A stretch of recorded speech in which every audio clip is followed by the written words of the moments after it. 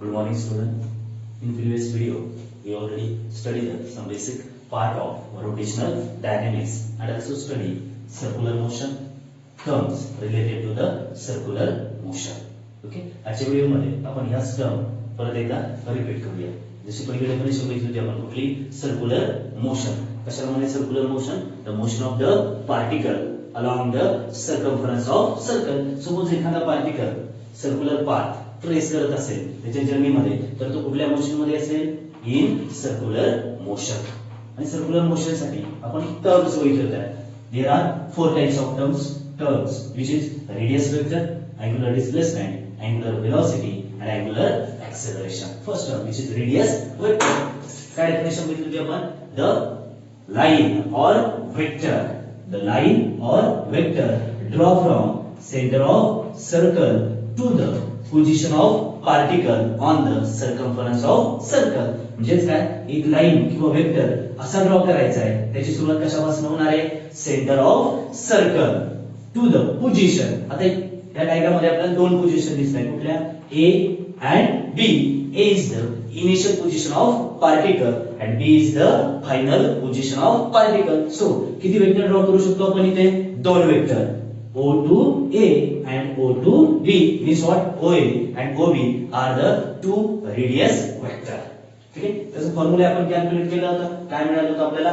S upon theta. कसा येतो तो परत एकदा बघूया आपण. Suppose simple mathematical formula arc length is equal to radius into angle. Which type of angle? Central angle. So arc length here AB distance denoted by S, which is also called as arc length, is again equal to radius or radius vector, which is r bar into angle, central angle theta. So S is equal to r bar into theta. Therefore radius vector r is equal to S. Here theta is multiplied. Here divide S upon theta. This is the final formula for radius vector. And also we find the SI unit of radius vector. SI unit of radius vector is meter. Why? Radius vector is a one type of distance, and every distance in SI unit measured in meter. So SI unit of radius vector is also meter, which is denoted by small m. Okay. Next, second terms which is angular displacement. Angular displacement denoted by theta. Okay. Angular displacement means what? Simple. In figure, particle start from A to B means what? Particle covers a distance AB, which is also called as arc length. But this distance depend on central angle theta. Means what? Displacement AB is depend on theta. This displacement is also called as angular displacement, which is denoted by theta. This displacement का आपण थीटाला displacement म्हटलंय? कारण इथे मिळणारी displacement A to B linear displacement नाही. म्हणजे ती आपण डायरेक्टली स्ट्रेट इन लाईन मध्ये मेजर करू शकत नाही. म्हणजे ती मेजर कशाच्या वेनुसार करणार आपण? अँगल. आणि हा अँगल म्हणजे कुठला? Theta, which is also called as angular displacement. काय याला डिस्प्लेसमेंट म्हणायची? का तर AB हे डिस्टन्स कशावरती डिपेंड आहे? तुमच्या अँगल वरती. जर अँगल इन्क्रीज झाला डिस्प्लेसमेंट पण काय होणार आहे? इन्क्रीज होणार आहे. जर अँगल डिक्रीज झाला डिस्प्लेसमेंट AB डिस्टन्स ते पण काय होणार आहे? डिक्रीज होणार आहे. म्हणजे काय? Theta is a angular displacement. आता थीटा कसा क्रिएट झालाय? फर्स्ट रेडियस वेक्टर OA आणि सेकंड रेडियस वेक्टर OB दोघांनी हा अँगल काय केलाय? डिस्क्राइब केलाय. मग त्याची डेफिनेशन काय करणार आपण? The angle described by two radius vector OA and OB in a given time at the center of circle. आता इथे टाइम आलाय म्हणजे काय? A to B म्हणजे पार्टिकल A to B काय होणार आहे? मूव्ह होणार आहे इन टाइम. तो टाइम किती घेऊया आपण? T. आणि या टाइमामध्ये AB म्हणजे काय? दोन रेडियस वेक्टर मिळाले आपल्याला OA and OB. दोन रेडियस वेक्टर काय डिस्क्राइब करताय? Angle theta. This angle theta is nothing but the angular displacement. Same way calculate करू शकतो आपण. फॉर्म्युला काय होता आपल्याकडे? Radius vector r bar is equal to s upon theta. तोच फॉर्म्युला घेऊया आपण. r bar is equal to s upon theta. Therefore theta is equal to S upon R. This is the final formula for angular displacement. Angular displacement measured in radian. Angular displacement measured in radian. Okay, next तीसरा point हो गया आपण कुठला angular velocity. Simple. Linear वेलोसिटीची definition माहिती आहे आपल्याला. काय linear velocity definition? The rate of change of displacement per unit time is called as velocity. Same definition इथे फक्त लिनियर ऐवजी काय शब्द टाकायचा आपल्याला? अँग्युलर. म्हणजेच काय? Rate of change of angular displacement per unit time is called as angular velocity, and angular velocity which is denoted by omega. Therefore omega is equal to rate of change of displacement. Rate of change of angular displacement कशा दाखवतो आपण? Theta divide by time. Time काय घेतला आपण? Particle ला a to b जाण्यासाठी किती time लागतोय? t. Therefore omega is equal to theta upon t. This is the final formula for angular velocity which is denoted by omega. Yes, I unit theta measured in radian and time measured in second. Therefore SI unit of angular velocity is radian per second. Next and last terms which is angular acceleration. Angular acceleration denoted by alpha. आता linear acceleration ची definition माहिती आहे आपल्याला. काय linear acceleration definition? The rate of change of velocity per unit time is called as acceleration. इथे फक्त कुठली velocity घ्यायची आपल्याला? angular velocity. पर युनिट टाइम मध्ये जो काही चेंज होणार आहे तो चेंज म्हणजेच काय? angular acceleration. Therefore angular acceleration alpha काय डेफिनेशन करणार मग? the rate of change of angular velocity per unit time. rate of change of angular velocity कशा दाखवतो आपण? Omega per unit time t. therefore final formula मिळेल आपल्याला alpha is equal to omega upon t. okay, yes, I need omega measured in radian per second and time t also measured in second. Therefore final SI unit radian per second square. Second into second square. Okay, next दुसरा topic बघूया आपण नवीन. याच्यामध्ये आपल्याला बघायचंय काल जसं आपण बघितलंय circular motion. The motion of the particle along the circumference of circle which is called as circular motion. पण सर्क्युलर मोशन मध्ये टाइमचा काही इफेक्ट पडतोय का? टाइम नुसार सर्क्युलर मोशन चेंज होणार आहे. पार्टिकल त्याची पोझिशन चेंज करणार आहे. पण circular motion is also called as periodic motion. का पिरियडिक मोशन म्हणायचंय? की सपोज पार्टिकल सर्क्युलर मॅनर मध्ये रिव्हॉल्व होतोय म्हणजे तो परत त्याच पोझिशन मध्ये म्हणजे तोच पाथ परत काय करणार आहे? रिपीट करणार आहे. म्हणजेच काय की सर्क्युलर मोशन मध्ये पार्टिकल काय कंप्लीट करणार आहे? रिव्हॉल्यूशन. काय कंप्लीट करणार आहे? रिव्हॉल्यूशन्स. ओके, मग जर पार्टिकल रिव्हॉल्यूशन कंप्लीट करत असेल तर पर रिव्हॉल्यूशन नुसार टाइमचा सर्क्युलर मोशन वरती काही फरक पडेल का? यस, पडेल. त्यावरूनच आपल्याला सर्क्युलर मोशनचे दोन टाइप्स बघायचे. कुठले? Uniform circular motion UCM, uniform circular motion. आणि नेक्स्ट बघायचं आहे non uniform circular motion. Uniform circular motion means what?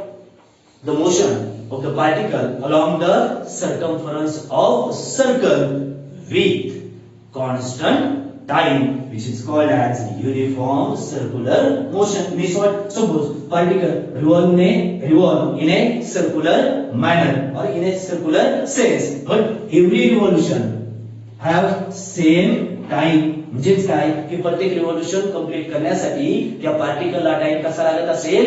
एक सारखा. म्हणजेच काय? युनिफॉर्म. म्हणजे सर्क्युलर मोशन पार्टिकल काय करतोय? परफॉर्म करतोय. तो प्रत्येक रिव्होल्यूशन साठी लागणारा टाइम कसा असेल? एक सारखाच असेल. तर त्या सर्क्युलर मोशनला काय म्हणणार आपण? Uniform circular motion. The motion of the particle along the circumference of circle with constant time is called as circular motion. Next, non-uniform circular motion. Non-UCM means what? Uniform साठी काय कॉन्स्टंट असतो?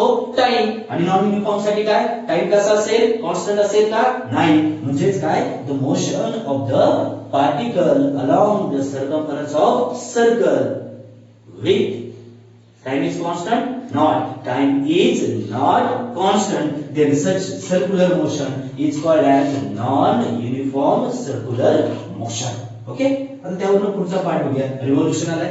आणि एक revolution complete करण्यासाठी काहीतरी time लागत असेल आणि तो टाइम म्हणजेच काय period of revolution of uniform circular motion. म्हणजेच काय की कुठलाही पार्टिकल सर्क्युलर मोशन मध्ये जर सर्क्युलर मोशन जर काय करत असेल परफॉर्म करत असेल तर प्रत्येक रिव्होल्यूशन साठी जो काही टाइम लागेल तो टाइम म्हणजेच काय period of revolution. The time taken by particle performing uniform circular motion to complete one revolution called as period of revolution or also called as periodic time. Okay, आता त्याचा formula आपण बघूया. Simple linear वेलोसिटीची definition माहिती आपल्याला काय the distance covered bye particle in a given time interval called as linear velocity. So linear velocity v is equal to distance covered in how many revolution? Only one revolution. In one revolution divided by time taken to complete one revolution. Okay, linear velocity v is equal to distance covered. आता इथे जर बघितलं circular motion मध्ये distance covered होतोय म्हणजे काय covered होतोय की त्या सर्कलचा काय कंप्लीट करणार आहे तो पार्टिकल एका रिव्होल्यूशन साठी सर्कम्फरन्स ऑफ सर्कल. आणि सर्कम्फरन्स ऑफ सर्कल काय 2 पाय r अपॉन टाइम. टाइम किती घेऊया आपण capital T. Okay, next interchanging the terms, then we get T is equal to 2 pi r upon v. This is the formula for period of revolution. Okay, next point we have a relation between linear velocity and angular velocity. ठीक आहे, तर particle जरी circular motion perform करत असेल पण circular motion मध्ये दोन्ही प्रकारची वेलोसिटी बघायला मिळते. पहिली वेलोसिटी कुठली लिनियर वेलोसिटी इथे दाखवली मी, दुसरी कुठली अँगुलर वेलोसिटी ओमेगा. ठीक आहे, पहिले डायग्राम बघूया आपण. Suppose particle performs circular motion starting from A, म्हणजे पार्टिकल त्याची मोशन कशापासून स्टार्ट करतोय ए पॉइंटला, म्हणजे ए काय झाला initial position of the particle. त्यावेळेस त्याची लिनियर वेलोसिटी म्हणजे इथनं स्ट्रेट लिनियर वेलोसिटी काय मिळेल आपल्याला v. बट सर्क्युलर मोशन मध्ये तो स्ट्रेट जाईल का नाही, due to the centripetal force तो कुठे टर्न होईल. आणि सपोज दुसरा पॉइंट घेऊया की जिथे जाऊन तो पार्टिकल काय होतोय स्टॉप होतोय. तो पॉइंट कुठला बी पॉइंट, म्हणजे B is the final position of particle. आणि इथून पुढे असणारी त्याची लिनियर वेलोसिटी काय असेल v, म्हणजे लिनियर वेलोसिटी इथे दोन्ही पॉइंटला कशी असणार आहे सारखीच असणार आहे. का सारखी असेल, कशामध्ये बघतोय आपण तो uniform circular motion. Time constant आहे, टाइम कॉन्स्टंट म्हणजे काय डिस्टन्स तर सेम आहे, डिस्टन्स चेंज होईल का नाही, म्हणजे वेलोसिटी पण चेंज होईल का नाही. Linear velocity is constant if time is constant. म्हणजे इथे ए पोझिशनला आणि बी पोझिशनला दोन्ही ठिकाणी वेलोसिटी काय मिळेल आपल्याला v. ओके, आणि सर्क्युलर मॅनर मध्ये फिरतोय म्हणजे कुठली वेलोसिटी मिळेल आपल्याला अँगुलर वेलोसिटी. अँगुलर वेलोसिटी कशा दाखवली आपण ओमेगा. आणि कुठल्या सेन्सने फिरतोय हा क्लॉकवाइज की anticlockwise, anticlockwise. Okay, A initial position B final position, दोन्ही पोझिशनच्या रेडियस वेक्टरने डिस्प्लेसमेंट किती दाखवली आपल्याला आणि कुठली डिस्प्लेसमेंट अँगुलर डिस्प्लेसमेंट किती मिळाली आपल्याला थीटा. ए टू बी जाण्यासाठी टाइम किती लागतोय स्मॉल टी इतका टाइम लागतोय. ठीक आहे, मग आता जाऊया आपण इकडे. सगळ्यात पहिले आपल्याला लिनियर वेलोसिटी माहिती आहे. लिनियर वेलोसिटीचं फॉर काय डेफिनेशन आहे the rate of change of displacement per unit time. Rate of change of displacement, rate of change of म्हणजे काय limit t tends to 0. Displacement linear velocity, so displacement कुठली असेल linear displacement किती मिळेल ती आपल्याला s अपॉन टाइम t. ठीक आहे, आता s डायग्राम वरून जर बघायचं गेलं तर s म्हणजेच काय आर्क लेंथ. आणि आर्क लेंथ जर कॅल्क्युलेट केली तर ती काय मिळेल आपल्याला s म्हणजे arc length is equal to काय रेडियस इनटू अँगल. रेडियस किती r इनटू अँगल किती थीटा. ठीक आहे, मग ही व्हॅल्यू इक्वेशन मध्ये पुट आउट केली तर काय मिळेल आपल्याला v is equal to limit t tends to 0. s ऐवजी काय पुट आउट करणार आहोत आपण r theta upon time. But limit मध्ये कॉन्स्टंट टर्मचं लिमिट कॅल्क्युलेट करू शकतो का आपण नाही. मग इथे कॉन्स्टंट टर्म कुठली आहे r. का radius of circle is always constant. So r constant, लिमिटच्या बाहेर घेऊया. काय मिळेल मग आपल्याला?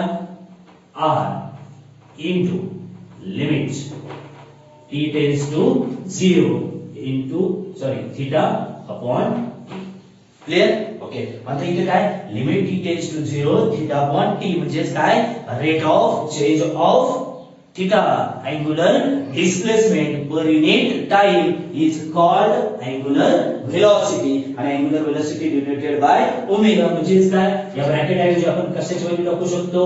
Omega. angular velocity, rate of change of angular displacement per unit time. So v is equal to r omega. This is the final relation between linear velocity v and angular velocity omega. ठीक है? हेच equation आपण कशामध्ये बघूया? Vector form मध्ये. Simple. v velocity, vector quantity, r radius vector, also vector quantity, into omega angular velocity is also vector quantity. v bar is equal to r bar cross omega bar. ठीक है? Relation between linear velocity and angular velocity. काय formula मिळाला आपल्याला? v is equal to r omega. या आधी बघितलेली term कुठली? Period of revolution. Final formula काय मिळाला होता आपल्याला? t is equal to 2 pi r upon v. v ची व्हॅल्यू इथं पुट आउट करू शकतो आपण. काय मिळेल मग आपल्याला? t is equal to 2 pi r v. v is equal to काय मिळालं आपल्याला? r omega. r काय होईल? Cancel. therefore t is equal to काय मिळेल? 2 pi upon omega. ओमेगा म्हणजे काय?